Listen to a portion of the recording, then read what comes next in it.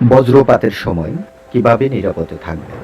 বজ্রপাতের সময় বাইরে থাকলে করণীয়: বিদ্যুৎ চমকাতে দেখলে সাথে সাথে নিরাপদ আশ্রয় নিন। উঁচু ও ভিন্ন গাছের নিচে দাঁড়াবেন না। বিদ্যুতিক খুঁটির কাছাকাছি দাঁড়ানো থেকে দূরে থাকুন। ছাতা ব্যবহার করবেন না, এটি আপনাকে বজ্রপাতের সময় আরও ঝুঁকিতে ফেলবে। বজ্রপাতের সময় বড় কোনো ভবনের নিচে আশ্রয় নিন। দুর্বল কাঠামো এড়িয়ে চলুন। সেতু বা অন্য কোনো শক্ত অবকাঠামোর নিচে দাঁড়ান। চাপযুক্ত গাড়ির ভিতরে ঢুকে যান।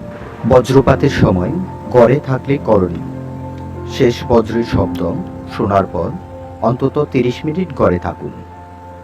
বারান্দা, জানালা বা দরজার আশেপাশে যাবেন না। ল্যাপটপ বা টেলিফোনের মতো ধাতব জিনিস স্পর্শ করা থেকে বিরত থাকুন। শাওয়ার বা বেসিন ব্যবহার করবেন না, এগুলো দিয়ে বিদ্যুৎ প্রবাহিত হয়। বজ্রপাতের সময় নিরাপদ অবস্থান: হাঁটু গেড়ে নিচু হয়ে বসে পড়ুন। দুই পায়ের গোড়ালি একসাথে রাখুন।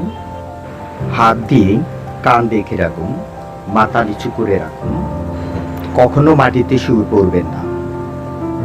সতর্ক থাকুন। বজ্রপাতের হাত থেকে নিজেকে বাঁচান, অন্যকে বাঁচার সহযোগিতা করুন। ভিডিওটি শেয়ার করুন, অন্যকে সতর্ক করার সুযোগ করে দিন।